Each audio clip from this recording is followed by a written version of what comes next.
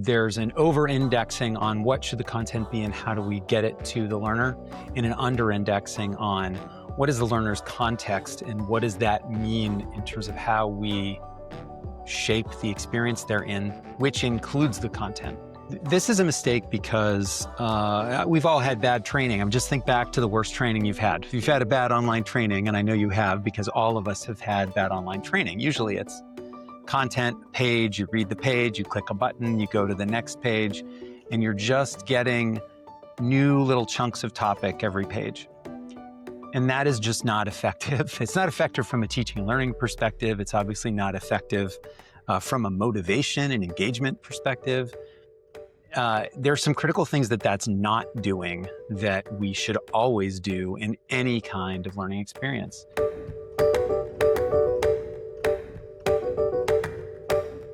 Hello, welcome to EdTech Leaders. Today we have Jason Gorman, the founder and CEO of Jackrabbit LX. Welcome. Thank you, Oliver. Thanks for having me. So, tell us who you serve and what you do for them. We work with lots of different kinds of organizations. We don't work in a single vertical. The types of organizations we try to work with are ones that have high social impact. So we do lots of work in higher education. We do lots of work in healthcare, clean energy. We work in other places as well, but those are some of our frequent flyers are in those categories. And the kinds of work that we do for them, it's really two things. So we do consulting and we also make learning experiences. The consulting that we do is about helping organizations that are kind of sputtering along, need to shore up what they're doing internally to keep creating learning content, need to do more with less. And then the other place that we help in our consulting practice is working with organizations that really need to grow what they're doing, right? They have a small team and the CEO has said, we need 100 more of these things that we've made 10 of. And they say, oh, well, we can't do that with our current capacity and they need to scale up. So we help organizations scale. Both of those things amount to capacity building. Then in the making side, we make the stuff. So we can help somebody do it or we can do it ourselves. And that includes everything from conceptualizing what a program should be, designing it, testing it, working with learners, working with subject matter experts, doing all the graphic design, all the learning experience design, building a prototype, writing, playbook, and then scaling out and making lots and lots of courses if there are courses or, other assets or things that go into a learning experience. How much do you do one versus the other, roughly? Oh, that's a really good question. It's changing a lot. I would say 5 years ago, it was really mostly the making. And it's really shifted in the last couple of years on purpose. We have really tried to do more of the consulting work. I'm going to say it's probably 30% consulting, 70% making. And my guess is that probably 3 years from now, it will be flipped. We're going to be doing mostly consulting and less making. And why is that? Is it because it's easier to make things? Is it because more and more companies have systems in place and they just need help growing it? Why do you think it will be flipped? Because the first thing you said, it is easier to make things. It's going to be easier for a company to hire people to build a program less expensively with fewer resources. But the thing that organizations don't have is the know-how to do that the right way. So they need a framework, a way of doing things, a real solid playbook. And we see that as a niche for us to fill, is to come in and be that advisor, that partner that can also, look, if they need to build and fly the plane at the same time, we can do both those things. We can make the program that they need to make right now, but we can also help them build their capacity.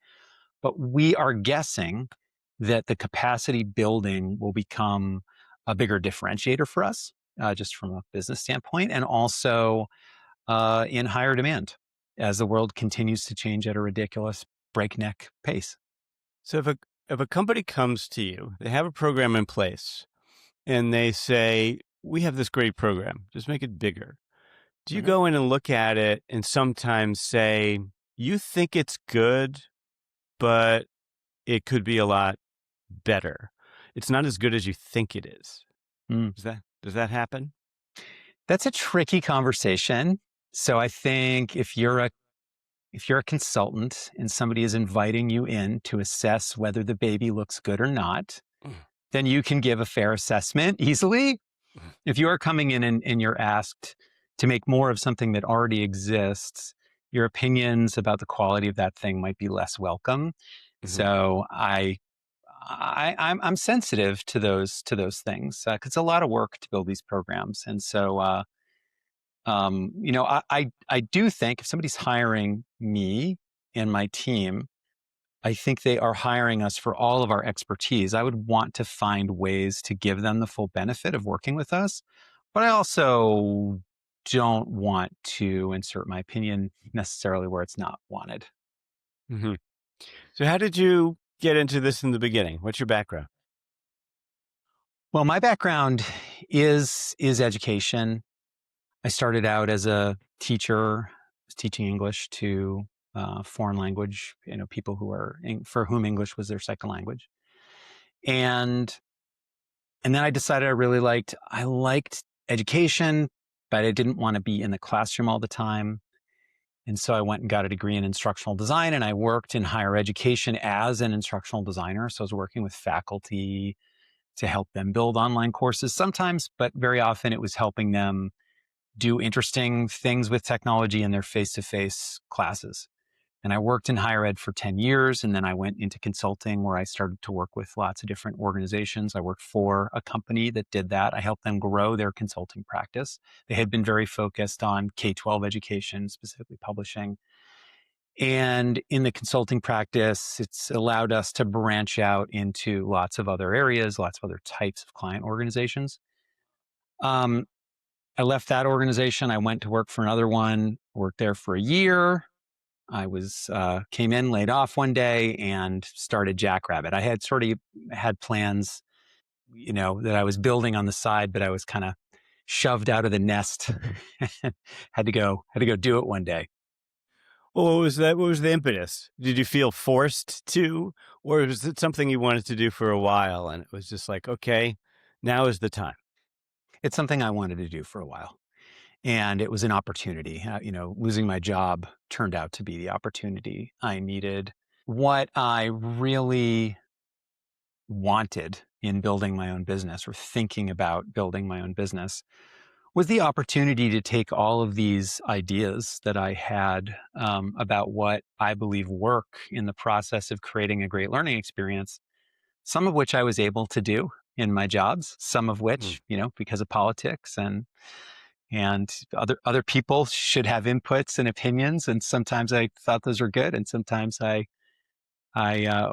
differed in my opinion. I wanted to have the opportunity to kind of own the whole thing and just see how that would go. It was a bit of a challenge to myself, but I think that's really why I did it. So, can you share some of those insights with us? I mean, after years of teaching and then instructional design in school, you're out Yeah. on your own and you, by this point, have seen things that didn't work well. Mhm. What are some of the common mistakes that companies or schools make in instructional design? Well, the biggest mistake uh, is that there is a focus on content and no focus on what the learner needs. And maybe another way to say that is there's an over indexing on what should the content be and how do we get it to the learner, and an under indexing on what is the learner's context and what does that mean in terms of how we shape the experience they're in, which includes the content. This is a mistake because we've all had bad training. Just think back to the worst training you've had. If you've had a bad online training, and I know you have because all of us have had bad online training, usually it's content page, you read the page, you click a button, you go to the next page, and you're just getting new little chunks of topic every page. And that is just not effective. It's not effective from a teaching and learning perspective. It's obviously not effective from a motivation and engagement perspective. There's some critical things that that's not doing that we should always do in any kind of learning experience, which is making the new content. How is it relevant to that person? How is it relevant to their past? What they need to do today? What their aspirations are for the future? How is it relevant to their context, their community, the other people in their cohort? What kinds of connections are you allowing that person to make in their learning experience with their peers, with the content, with their instructor? Just a straightforward content delivery is just one little corner of an overarching learning experience. And so what we do is try to take a step back, look at it more holistically. And actually, one other thing that I haven't mentioned, but I do want to highlight is storytelling. Straight up content is not storytelling, but good storytelling helps you remember, helps you apply, and that's something that we strive for too. How do you know if people have learned what you're trying to teach them? And how do they practice? So this is probably the hardest question in what I do, and it's extremely dependent on the organization that we are working for. So our client. So if it's a K-12 situation, so K-12 schools have their own ways of benchmarking student progress. So we would use those benchmarks, even though I would say many people argue that those benchmarks are deeply, deeply flawed. If we're working with a, corporate client that is doing internal training for people and they want to measure whether that person has learned something, we might ask questions about, well, what is the performance that you're trying to change? What are the things that you want this person to do differently in their work? How would you measure that they're doing it differently? So for us, the question would really have to be back on the client to understand what's important to them around the metrics. And then we have to back into, well, how do we measure those things? And to be honest with you, sometimes it's impossible to really find a way that everybody's satisfied is really measuring the progress. And sometimes it's inappropriate to try to measure the outcomes too soon. Somebody told me once, I love this. His name's Charles Fidel. Charles once said to me, I think about if we have a student in the 10th grade learning about climate change, and then it kind of has an impact on them, right? They really feel the urgency around this issue that we all face. And then they go to school and they have a career and they don't do anything with climate change, but then they decide, somebody convinces them to run for Congress. And they run for Congress, they get in, and then when they're 53, they put a bill on the floor that is about climate change because they were right. Like, that's the payoff. So like the payoff of this person in 10th grade maybe doesn't happen until they're 53. We can't measure that, but those things are real. And so when we think about measurement in education, I think is a impossibly complicated question, even though there are ways to get at it. Well, there are many different modalities for teaching. I mean, a company might want to teach something that is really imperative for someone to master. Yep. Right. And Yes. so you have to work out a way for them to master that, not just use a multiple choice. And Right. then there are other learning situations we've all faced in corporate environments where they just want to check a box that they showed you the video and they're done. Yes. Right. And they don't really care about mastery. It's Right. maybe to just talk about the different paradigms and how you deal with those. So skills mastery is critical. That is one way to measure success. So measuring skills mastery, like you said, and that could be, we want to make sure that, so we're rolling out a new tool. Everybody needs to use this new tool effectively. We're going to measure the quality of a certain type of work that's being produced before for each individual, and then we're going to measure the quality of what they're doing afterwards for each individual. You have to develop sophisticated metrics for how you're doing those measures and how are you gathering real work those are their own questions, but that is one way to do it. Another way to do it might be other metrics that you could use to infer that the learning is effective. So sometimes some of the work we do is around customer education. So for businesses that are training their customers on how to use their products, they don't have the opportunity to really measure the learning directly or the understanding directly. But what they can do is that if they can see, well, we put this training out and we have the opportunity to see which of our customers are using the training and how their behavior changes on our platform afterwards, that could be an indication of learning or perhaps just increased interest and dedication. So it's hard exactly to know, right, how much to attribute to learning, but that's another way that you might approach it. But you're right. I mean, I won't say that self-reported satisfaction or completion is nothing. It is something. It's very low level. It doesn't tell you whether or not it's sunk in or really helped somebody. But I don't think those are unimportant metrics. I think they're still worth gathering. But finding the deeper impacts that you're looking for and then finding ways to gather that data meaningfully is going to be different for each type of organization. And if you don't have sophisticated enough technology to go and gather data automatically, then you can do things like call people up in 3 months and say, hey, can we have a conversation? I'd really like to just talk about how things are going, and just have a one-on-one, have 5 one-on-ones with people to gather that data, or send a survey to just get a sense of, and that's self-reported, which is not as good, but it's better than nothing. So I think that's part of it too, is sometimes there may need to be trade-offs. You might need to go for good instead of perfect. But this is a messy, complicated part of what we do. Right. I guess part of what I'm getting at is you have to work within the framework if they have existing technology, and you Yeah. have to figure out how to deal with that. If you're Yeah. starting from scratch, where you can recommend, there are platforms that might work better for practicing in real time. Yeah. But if the corporation, and especially a big corporation, doesn't have it in place, you just have to kind of work with what they have. That's right.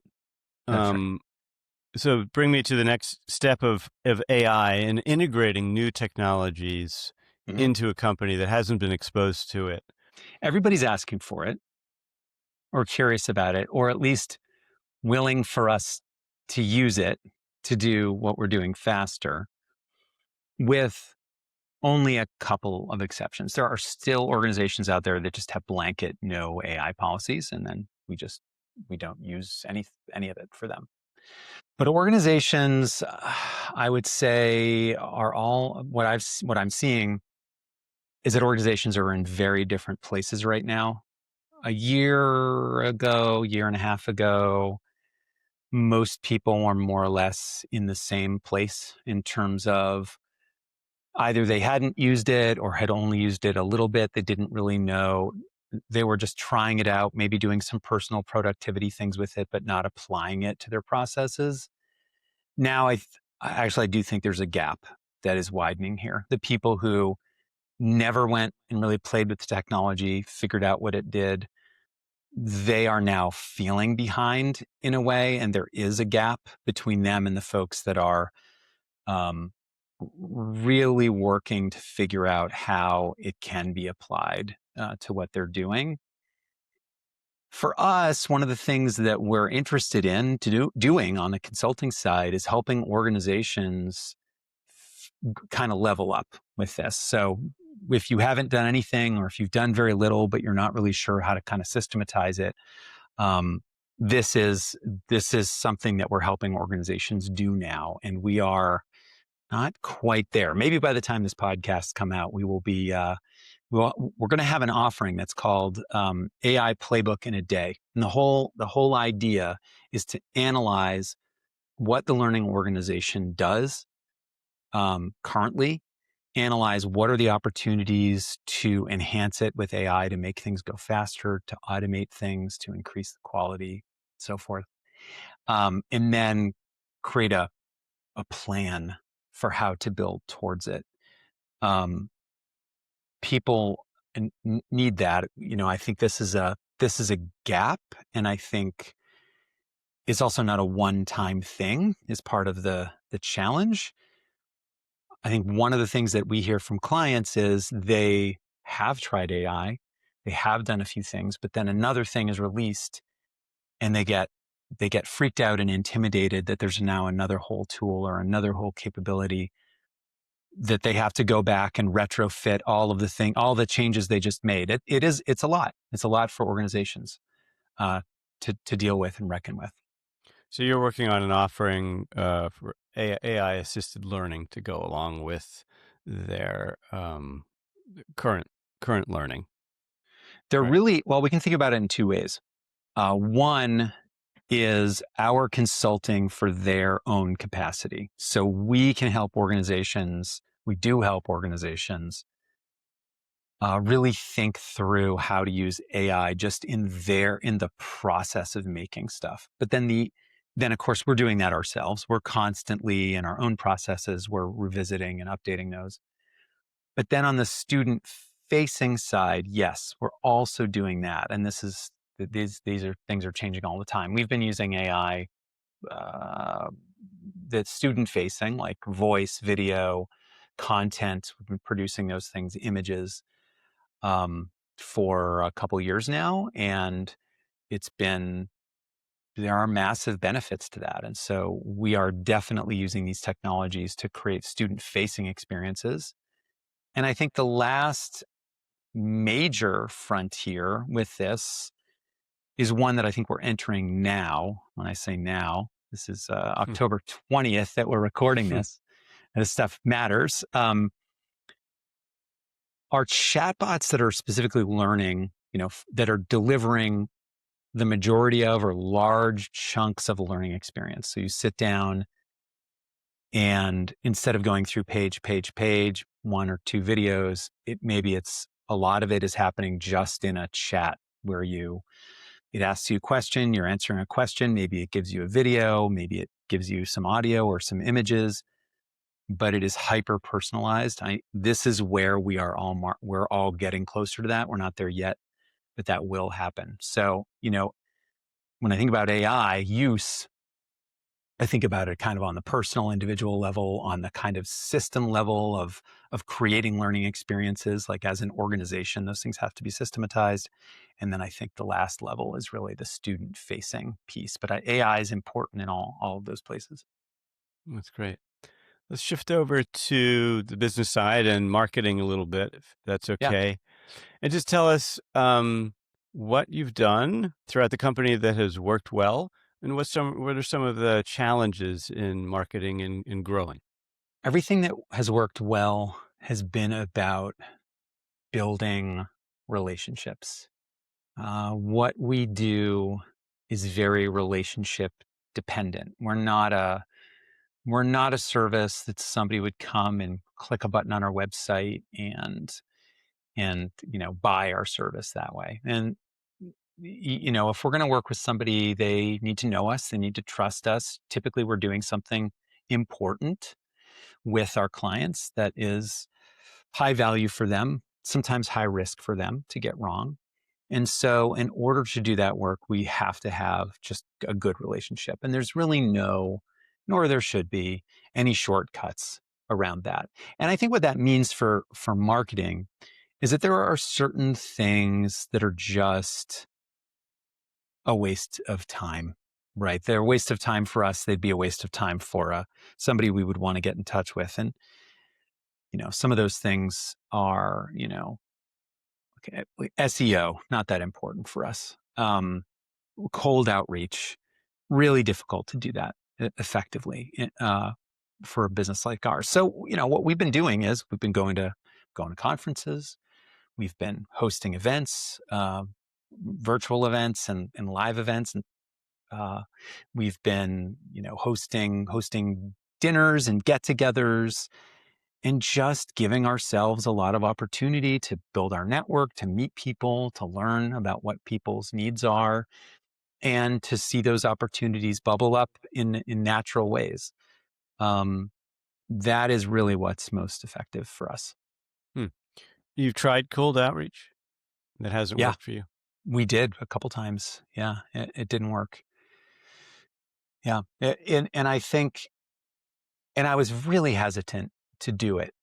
But I'm not a marketer, and I didn't, I don't have any experience with this. And I think part of running this business for me has been about getting expertise in all the things, not, playing around, seeing what works.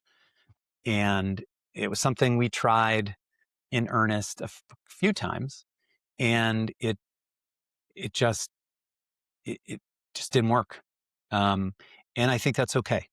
I think that's okay. I think it led us to a place where we now understand, again, that the relationship is the most important thing. And then, so the trick is, how do we give ourselves more opportunities to create more meaningful relationships? And that's kind of what it's all about. And actually, like doing this is part Mm. of is part of that for me, right?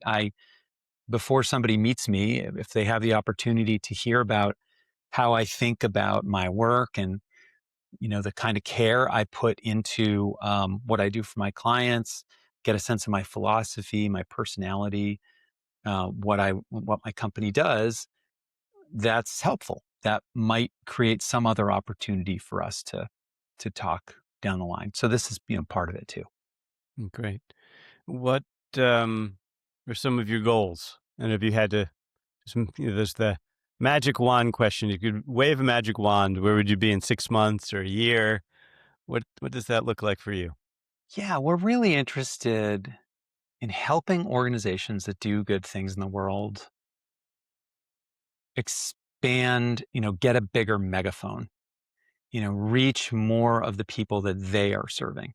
I think one way that we have done this has been making things for them, but I have really felt more and more that if we can help with an organization's operating system, how they do what they do, the people they hire, the technology they use, the playbook they use, the metrics, right, that they use. If we can help organizations get sturdy and healthy and lean and effective, that is just going to increase their impact. And so I would say, 6 months, a year, 3 years, we're really interested in just finding the most ways to empower organizations to do more. Um, and I think that's why that mix is going to change to the more of the consulting, because I think it's more of an enablement play as opposed to a doing for you. Um, so and I think that could look like a lot of different things. I think this is a work in progress. The world is changing, and we have been really aggressively rethinking what will be most meaningful and valuable to our clients. So hard to say exactly what it'll look like in a year, but I think directionally that's what it looks like. It's great.